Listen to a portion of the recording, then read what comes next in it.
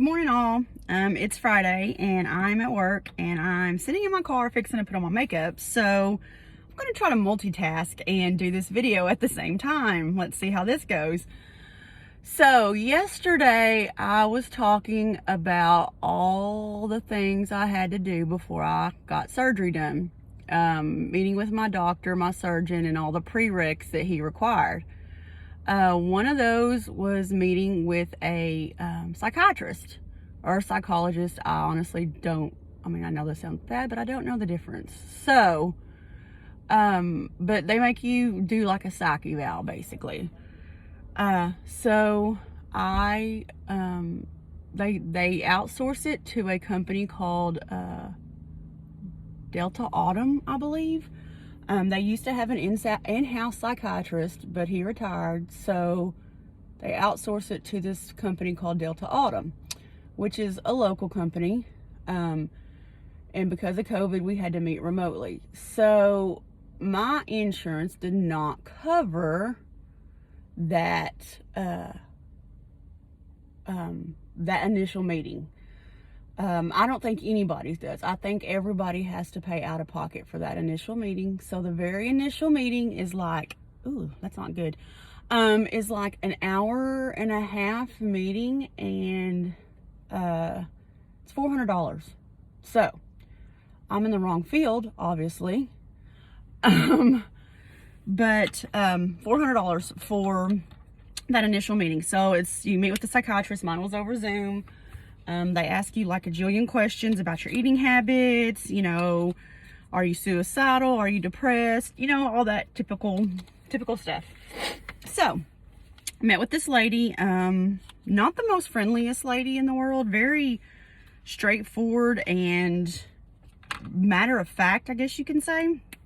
If I tried to joke or laugh or cut up, she basically was straight to the point about things. So anyway, after that initial meeting, I don't remember if she told me then or she got back to me. I can't remember, but I think it was actually at that initial meeting. She said that they would like for me to do a couple more sessions, that she just wanted to go over some things with me, and I should only probably need about 3 or 4 sessions at an hour apiece. I was like, okay, that's fine.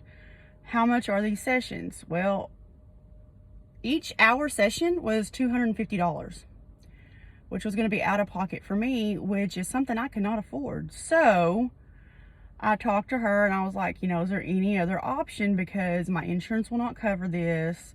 This is out of pocket. I can't afford an additional $1,000 on top of everything else.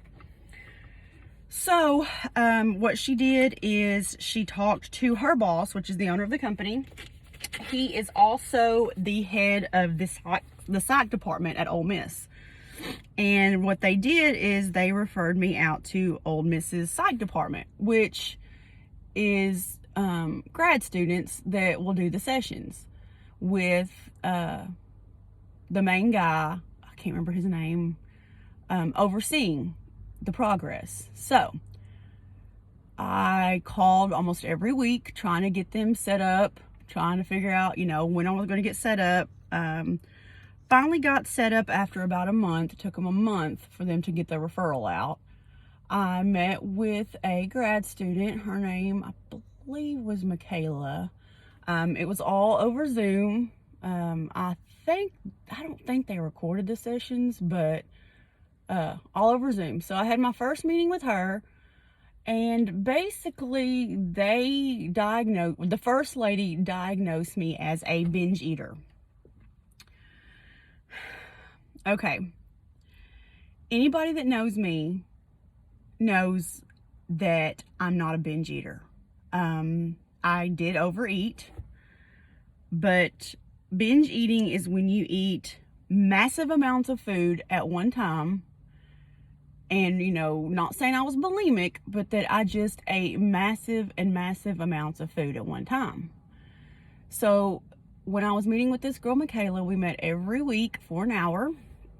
And she had me do homework assignments.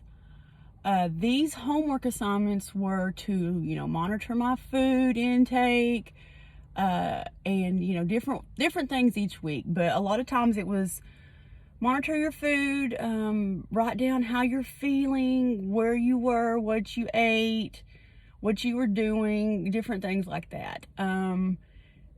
That was something that happened a couple of times, and then I forgot what some of the other assignments were. Anyway, I met with this girl for 6 weeks, y'all. Every week for 6 weeks.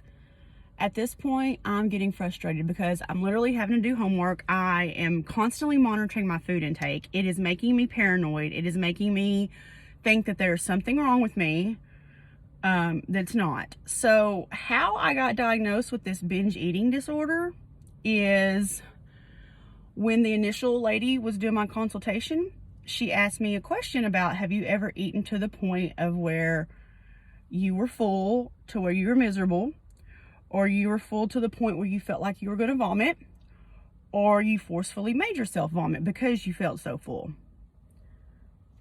I answered honestly. The reason I answered honestly is because I thought I needed to answer honestly. Yes, I have done that. So has everybody else in the world, well, in the United States. I said yes because I was thinking about things like Thanksgiving. You overeat at Thanksgiving, everybody does. You feel like crap, you're miserable. Anytime you go to a buffet, Chinese buffet, you eat to the point where you are so full that you're miserable. I've never forcefully made myself throw up after I've eaten, but I have gotten sick from eating too much. Once or twice in my entire life. So, I answered honestly, and that's how they diagnosed me with this binge eating disorder. So, that's that. So like I said, I met with this girl for about 6 weeks. I was getting frustrated because I didn't feel like we were getting anywhere. I honestly felt like it was making me go in reverse. It was making me paranoid. It was making me question myself, question my sanity, making me think that I had lots of issues wrong with myself. Going into this process, I knew what my eating problem was. I boredom eat. Now, a lot of people don't, and that's okay. A lot of people go into this process not knowing what their eating issue is. But like I said, I did. So, after 6 weeks, I talked with her and I was like, look, how many more of these sessions are we going to have? And she's like, well, let me talk to my boss and we'll get back to you. I said, okay. So she gets back to me and proceeds to tell me that they want me to do 6 more sessions. Which, granted, I'm having to pay for these sessions, but it's not, you know, $250 each time. It's more like $25. I was pissed. So pissed. So I talked to my surgeon. Well, I didn't talk to my surgeon. I talked to his office. The ladies there that I spoke with, like the office manager and some of the nurses, said that they have never heard of anybody having to do that many sessions at once. They found it ridiculous. Like they said, in all the years that they've been working there, no one has ever had to do 12 sessions. Usually it might be like 6, it might be 4 over a couple of months span, but I was going every single week meeting with this girl. So they decided they were going to reach out to him because they found it ridiculous. So I ended up getting a phone call from the main guy that was over the whole thing. And he was like, why do you feel like, you know, you don't need to do these sessions? And so I started talking to him. He became very accusatory. He was very negative. He said that the reason I was getting so emotional and so upset was because I did have these problems, and that if I didn't have these problems, I wouldn't be so upset. I told him that they were making me feel paranoid, and he was like, that's all in your head. I mean, he was basically a complete dick. Complete dick. So I ended up this phone call crying. I was upset. Anyway, his solution was that the next meeting he was going to sit in on. He wasn't going to comment. He was just going to be at the meeting. I wouldn't see him, but I would know he was there so that he could monitor what the meeting was about and everything. So we had the meeting with the girl. Like I said, I'm not upset about the girl. Like, she was a grad student. I honestly feel like I was made to be her semester project. I still feel that way. Excuse me. And that's why it drug out so long, because I started these sessions in February and they didn't want me to end until almost May. Like I said, she was sweet. I had no problems with her. She's a grad student. She was just doing what her advisor told her to do. So anyway, the next meeting he sat in on with us, and she asked me some questions, and she was like, I understand your concern. And I told her, I was like, y'all have diagnosed me with this binge eating disorder. And she was like, you don't overeat like massive amounts of food. And I said, no. She's like, so you're telling me that you don't sit down and eat like a whole pizza at one time? I was like, no. She's like, well, do you keep sweets at your house? I said, no. She's like, so you don't ever sit down and eat like a whole pizza or a whole bag of cookies, or you don't snack all the time? And I was like, no, ma'am, I don't. Like, I don't even keep chips, sweets, anything at my house. She kept asking me these same questions like that, like over and over and over. And I finally was like, no. I was like, look, I answered that question truthfully regarding going to buffets and going and eating like at Thanksgiving. And she was like, well, everybody does that. I was like, exactly. I said, I answered truthfully. I said, but as far as the binge eating, I said, I don't do that. I said, I've never sat down and ate like a whole bucket of chicken or a whole package of mac and cheese or, a whole thing of Oreos. I was like, I've never, ever done that. And she was like, okay. So we finished the session. She's like, we'll get back to you and we'll just, figure out what we need to do. So I had a session the next week, and she was like, well, I just wanted to let you know this is going to be your last session.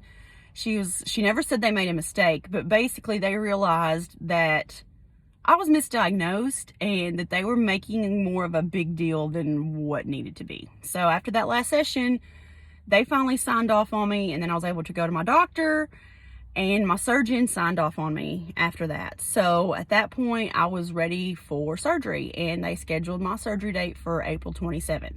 So next video, I will talk about what I had to do to prep for surgery and how surgery went and how I felt and everything like that. So I hope these have been informative to you guys. I'm not saying that all psychiatry appointments are like this. I'm just telling you my experience. I had no problems with my insurance. My insurance never came back once and denied anything for me. Not once. The only thing they did deny was my sleep study, but they told me I had to do an at-home one, not an in-house one. But other than that, they never, ever came back. Everybody else that I know that's had that surgery said they had one meeting with the psychiatrist, and that was it. So, like I said, this was my experience. This was the hardest part of the prep for me. If I had been signed off for the prep, I would have had surgery like a couple months before then. But the psychiatry people there's some screwed up psychiatrists and psychologists, let's just put it that way. Don't always trust what they say or that they're getting you the accurate help that you need. If you question it. Go to somebody else. Mental health is a big issue, and I'm not going to get on my soapbox about that, but there are some people that screw people up. So anyway, that was my psychiatry experience. Like I said, please don't think that everybody's is like this. My friend that had the surgery with me, hers was a one-time deal. Mine stretched out for almost 2 months. So anyway, like I said, next time I'll talk about surgery prep and what all I had to do and surgery day and all that kind of stuff. So anyway, I hope you guys have a great day, and I will talk to y'all later. Bye.